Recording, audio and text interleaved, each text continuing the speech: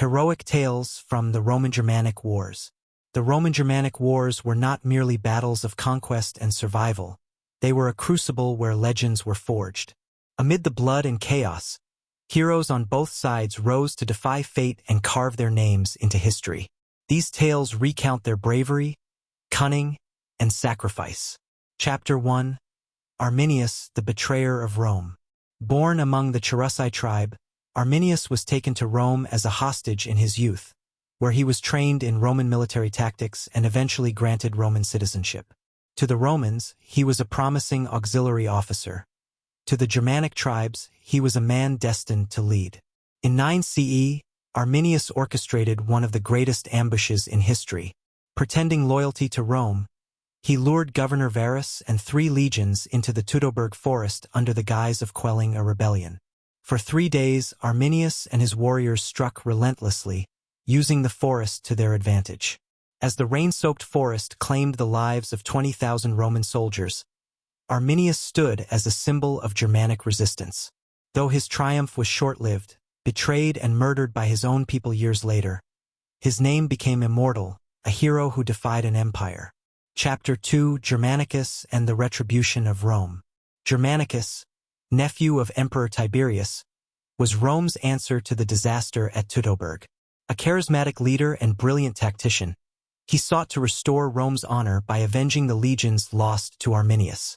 In 15 CE, Germanicus led his forces deep into Germania, recovering the lost eagle standards of the fallen legions and crushing the tribes in a series of bloody battles.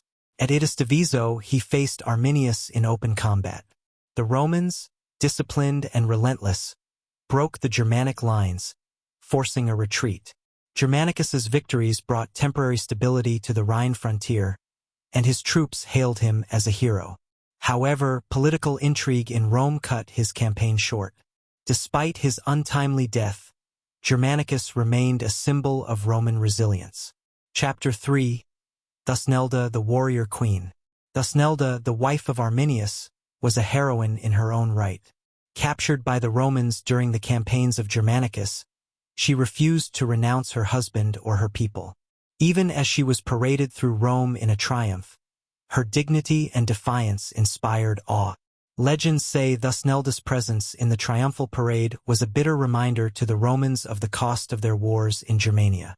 Though her fate after captivity remains a mystery, she is remembered as a symbol of loyalty and strength, a queen who stood unbroken before the might of Rome. Chapter 4. Boileaumar, the master of ambush. In the Marcomannic Wars of the late 2nd century, the Germanic king Boileaumar proved himself a cunning strategist. Leading a coalition of tribes, he orchestrated a devastating ambush against a Roman force at the Battle of the Danube in 170 CE. Using the forested terrain to his advantage, Boileaumar lured the Romans into a trap, cutting off their escape and overwhelming them with superior numbers. His victory allowed the Marcomanni to push deep into Roman territory, even threatening Italy itself. Though ultimately defeated by Emperor Marcus Aurelius, Boileaumar's leadership and courage inspired his people. His ability to unite the fractious Germanic tribes showcased the potential of their resistance. Chapter 5. Marcus Aurelius, the philosopher-warrior. The Stoic Emperor Marcus Aurelius was an unlikely hero of the Roman-Germanic Wars. More comfortable with a quill than a sword, he found himself leading Rome's legions during the Marcomannic Wars. Despite his aversion to violence, Marcus proved to be a capable and determined leader. At the Battle of Carnuntum, Marcus rallied his troops against a massive Germanic force. Fighting alongside his men, he turned the tide of battle with his unwavering resolve. His meditations, written during the campaign, reflect the burdens of leadership and the moral dilemmas of war. Marcus's victories stabilized the Danube frontier, ensuring Rome's survival for another century. His combination of wisdom and strength left a legacy that extended far beyond the battlefield. Chapter 6. Julius Civilis, the rebel commander. In 69 CE, Julius Civilis, a Batavian noble and former Roman auxiliary, led a rebellion that shook the empire. Using his knowledge of Roman tactics, Civilis united the Batavi, Cananophates, and other tribes against their overlords.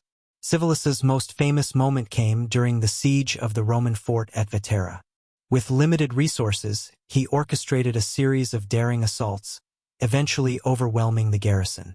His tactical brilliance and charisma made him a formidable opponent.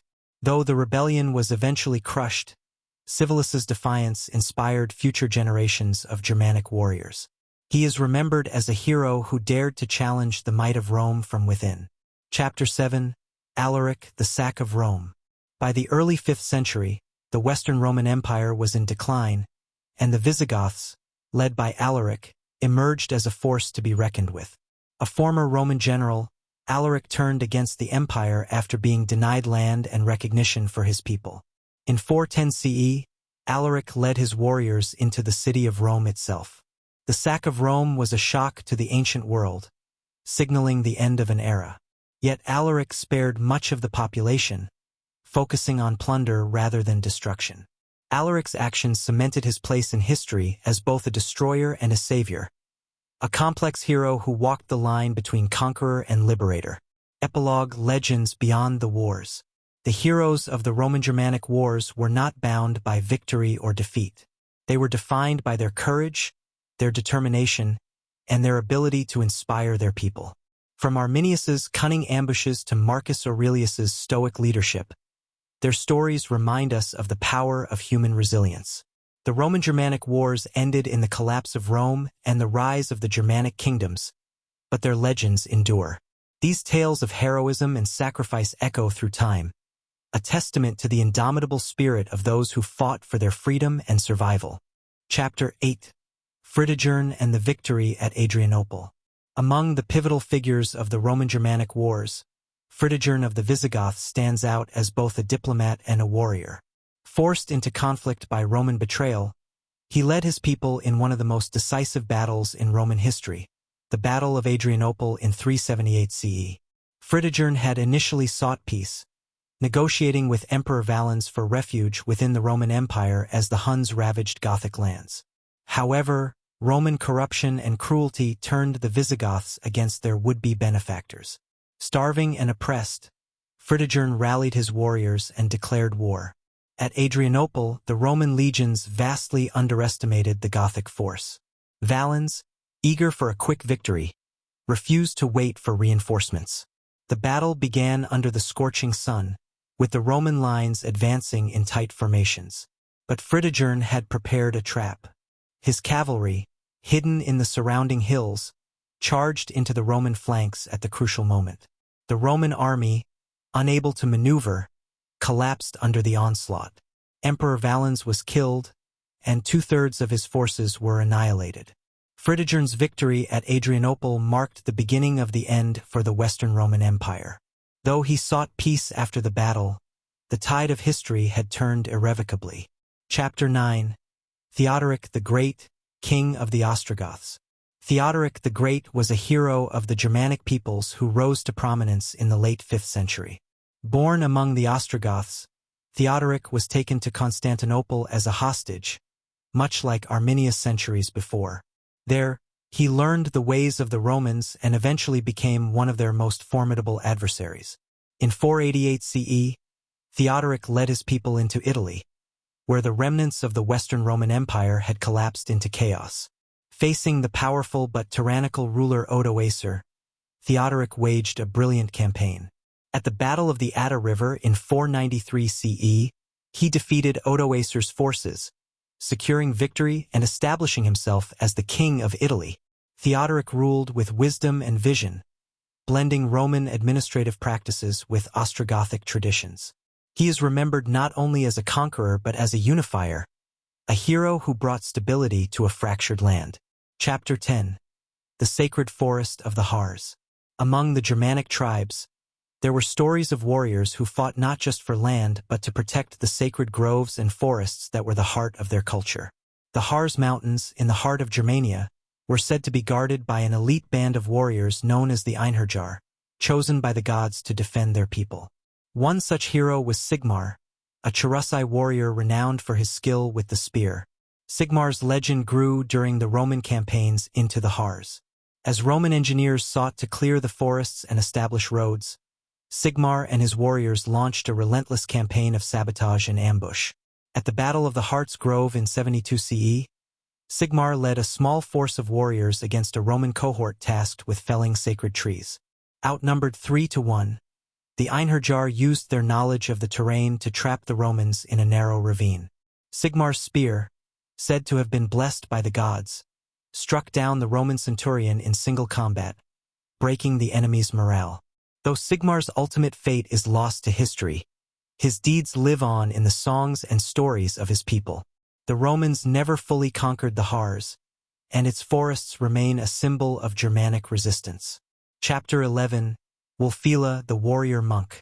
Wulfila, also known as the Apostle of the Goths, was a unique hero in the Roman-Germanic Wars. Though primarily a missionary and translator who introduced Christianity to the Goths, he was also a warrior of faith, defending his people during their migration westward. As the Visigoths faced persecution from Roman authorities, Wulfila became a spiritual leader and strategist. At the siege of Nicopolis in 345 CE, Wulfila rallied the Gothic defenders against a Roman assault. Though armed primarily with farming tools, the Goths held their ground, inspired by Wulfila's fiery sermons. Wulfila's legacy is twofold. He brought the Gothic tribes together under a shared faith and gave them a written language through his Gothic Bible. Though not a warrior in the traditional sense, his impact on the culture and unity of the Goths was heroic in its own right.